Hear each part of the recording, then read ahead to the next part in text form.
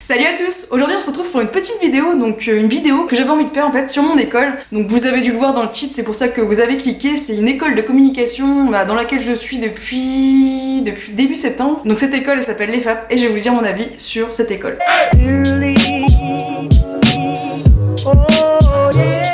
Alors premièrement, il faut savoir que l'EFAP c'est une école de communication qui est assez reconnue en France, faut le dire, et qui est basée sur plusieurs campus. Donc moi cette année j'étais sur le campus de Paris, mais il y a aussi d'autres campus qui sont basés à Lille, Lyon, Bordeaux, et il y a aussi des campus qui sont basés à l'étranger.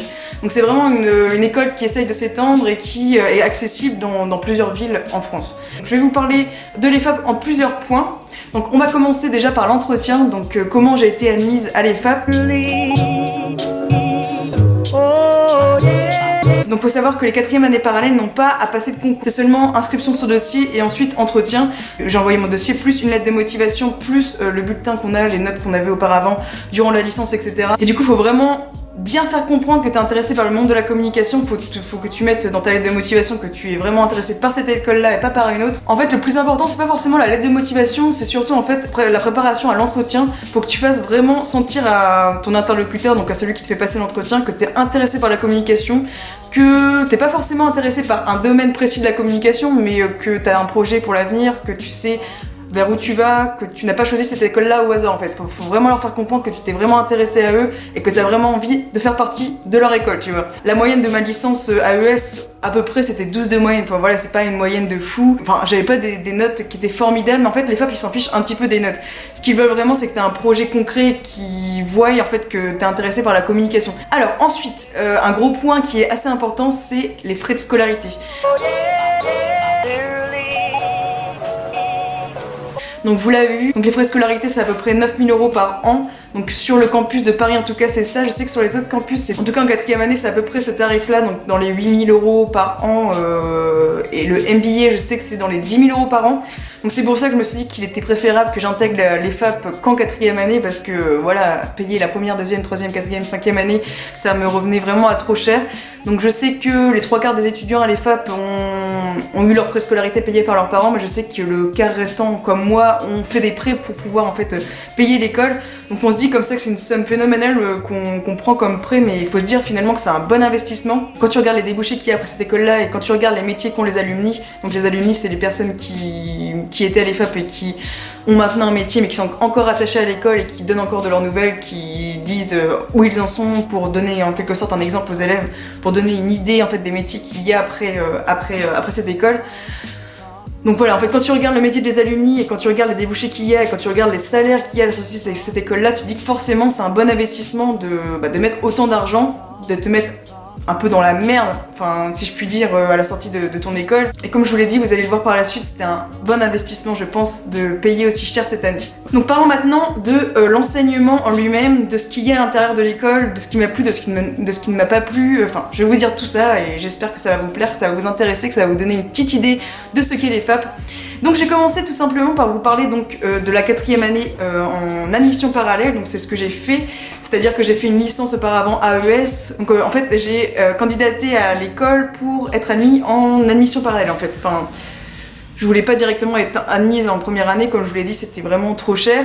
Du coup, j'ai été admise en 4e année parallèle. Donc quand on arrive en 4e année parallèle, on connaît personne. Personne se connaît, c'est ça qui est bien, c'est que c'est comme un nouveau départ. C'est pas comme si t'arrivais en 4e année dans une école où tout le monde se connaissait déjà. Là, c'est bien, personne ne se connaît. Et ce qui est intéressant en fait de cette école, c'est que personne ne se connaissait. Tout le monde, et vraiment tout le monde avait des parcours différents. Tout le monde venait d'univers totalement différents. Enfin, vraiment, personne n'avait fait de la communication avant, ou alors quelques-uns en avaient fait. Mais c'était vraiment intéressant en fait, de rencontrer plein de gens comme ça qui venaient d'univers différents. Donc mes premières impressions quand je suis arrivée à l'EFAP. Bon.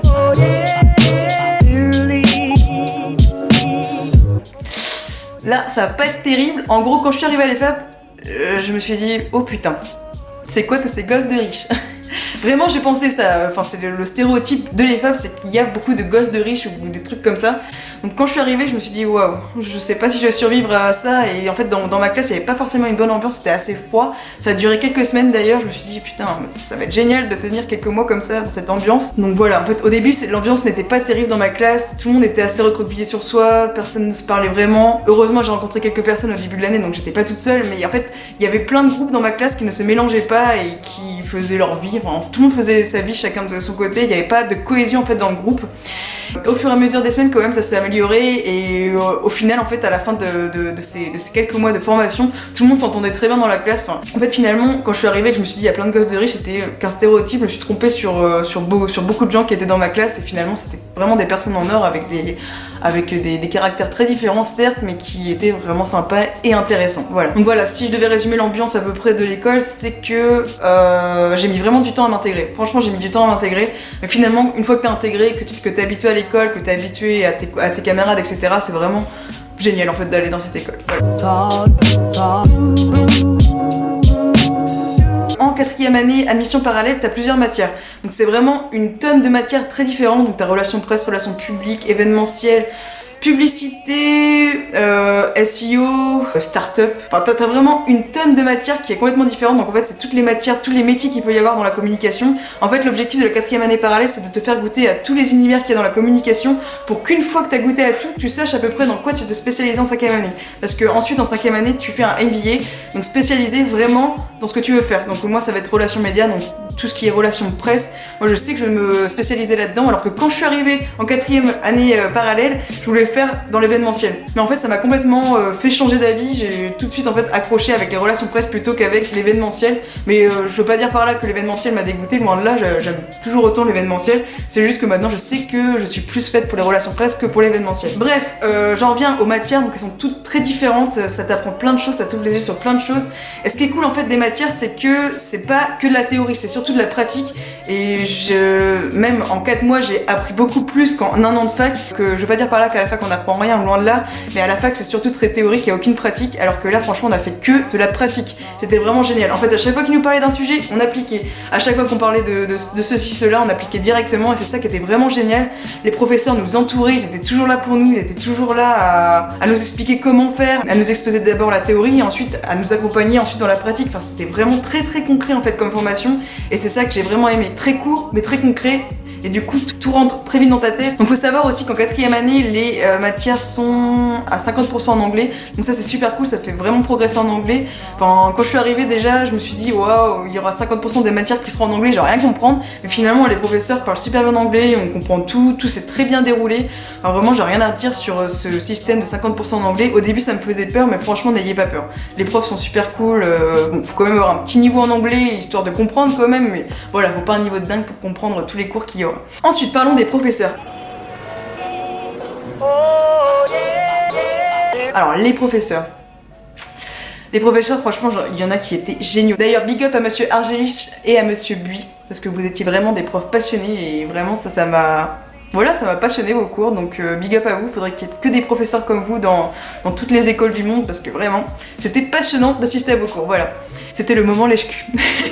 Non, vraiment, tous les profs étaient très passionnés. Franchement, sur tous les profs que j'ai eu, une bonne dizaine, je pense qu'il y en a juste un ou une, je vais pas en dire plus, que je n'ai pas aimé. Enfin, franchement, c'est très peu. 9 profs sur 10 qui sont géniaux.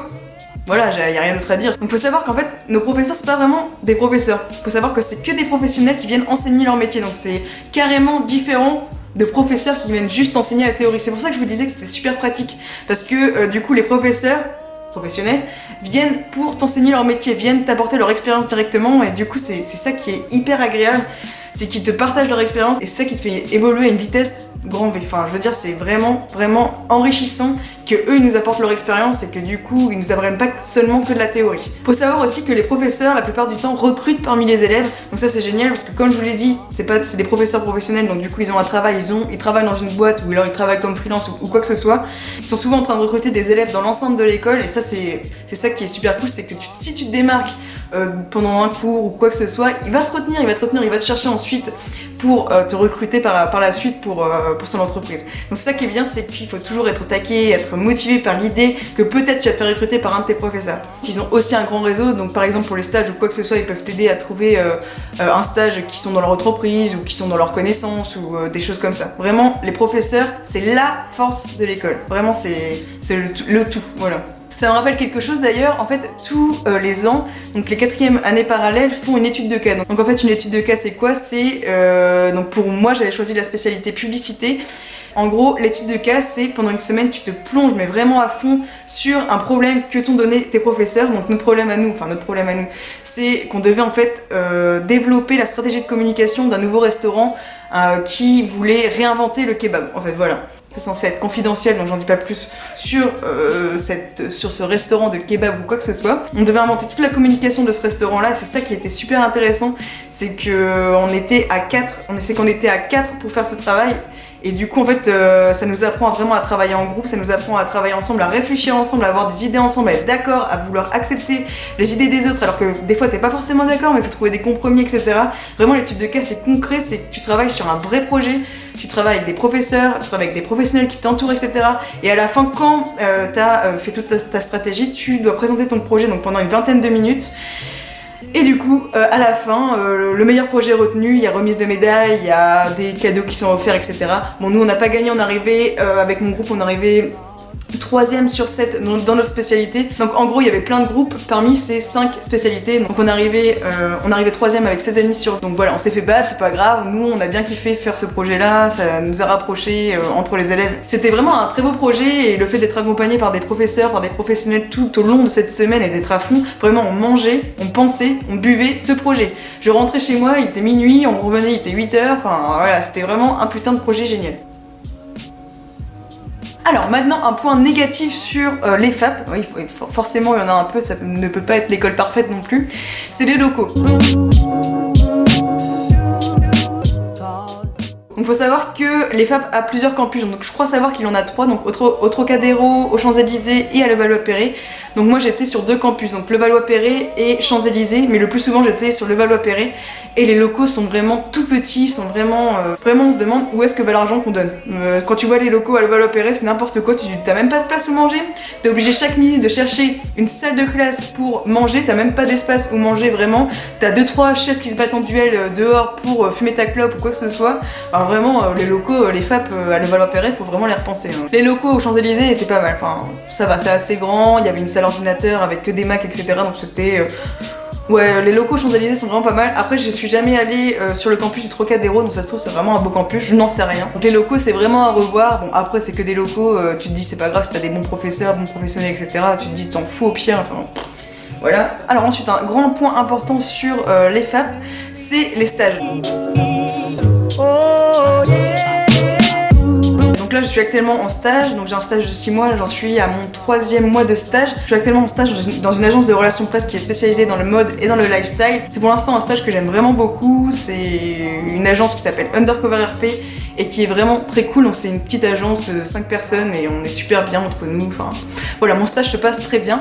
Donc tout ça pour en revenir à l'EFAP et au stage, faut savoir que l'EFAP a un réseau qui est tellement énorme. Donc quand tu cherches ton stage, chaque semaine sur un groupe Facebook, les personnes de l'EFAP vont mettre des offres de stage qui nous concernent, parce qu'en fait les entreprises contactent directement l'EFAP pour leur dire oui on cherche ci, on cherche ça pour un stage, pour tant de temps, etc. Et l'EFAP ensuite va mettre ces offres de stage sur le groupe Facebook. Du coup ça fait vraiment un réseau énorme de stages. Enfin moi personnellement je m'en suis pas servi, deux de mes amis s'en sont pas servis non plus, mais je sais qu'il y en a beaucoup qui s'en sont servis et qui ont candidaté à pas mal d'annonces de stage. Il y a souvent des annonces de stage pour des grandes marques qui sont assez connues. Surtout ce qui est intéressant à l'EFAP c'est les annonces de stage qui sont dans le luxe. Il y avait une annonce de stage de Louis Vuitton, de Chanel, enfin de plein de grandes enseignes comme ça. Et l'EFAP a un énorme réseau en fait, comme je vous le disais avec les alumni, avec les professeurs, les professionnels. Vraiment, il y a toujours des annonces de stage qui arrivent. Faut vraiment mal se démerder pour pas trouver son stage à l'EFAP. Voilà, c'est tout ce que je veux dire. Ensuite, dernier point. Il faut savoir que l'EFAP est en partenariat avec des écoles à l'étranger, donc vous avez possibilité de intégrer une superbe école à New York, mais par contre ça coûte très cher. Je vais vous mettre le prix là parce que je me souviens plus, mais c'est vraiment très cher.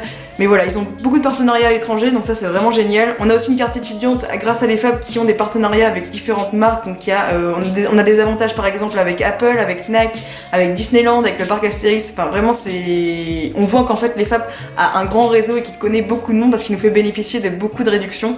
Autre chose que je pourrais dire sur l'école, c'est que récemment mon prof de publicité, donc Monsieur Argelich, a organisé un concours pour partir à Miami. Et je sais, là j'ai vu les gagnants qu'il y avait, ils vont partir à Miami. Donc moi j'ai pas pu participer pour des raisons, enfin j'étais trop occupée pour pouvoir participer à ce concours, mais en gros le concours était assez simple, les participants devaient réinventer la communication encore une fois d'une entreprise, et ceux qui avaient la meilleure stratégie de communication remportaient le voyage à Miami. Donc faut savoir que tout projet devait être fait en anglais, donc ça aussi c'est très intéressant parce que tu progresses à fond en anglais. Donc voilà, il y a plein de petits trucs comme ça organisés par les FAP qui sont très surprenants et qui font progresser de manière genre exponentielle. Il y a plein de petites choses comme ça que j'ai retenues de l'EFAP et qui font que je regrette pas du tout d'avoir investi dans cette école. Donc voilà, si j'avais à résumer l'EFAP en quelques mots, ce serait beaucoup de pratique, de très bons professionnels et un très bon investissement. Voilà, je pense que vous l'avez vu, j'ai beaucoup aimé mes quelques mois à l'EFAP et vraiment je ne regrette pas du tout d'avoir investi dans cette école-là. Je pense que si vous êtes vraiment passionné par la communication, que vous avez un projet pour l'avenir ou quoi que ce soit, c'est vraiment l'école qu'il vous faut. On est très bien entouré, les professeurs sont géniaux, il y a beaucoup de pratique.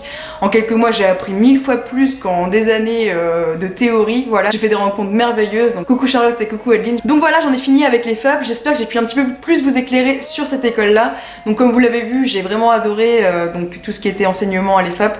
J'ai vraiment kiffé, je ne vous conseille que cette école privée qui est débordante de créativité et débordante de pratique. J'espère que ça vous a plu, en tout cas, moi je vous fais plein de gros bisous et je vous dis à très vite pour une prochaine vidéo. Allez, salut!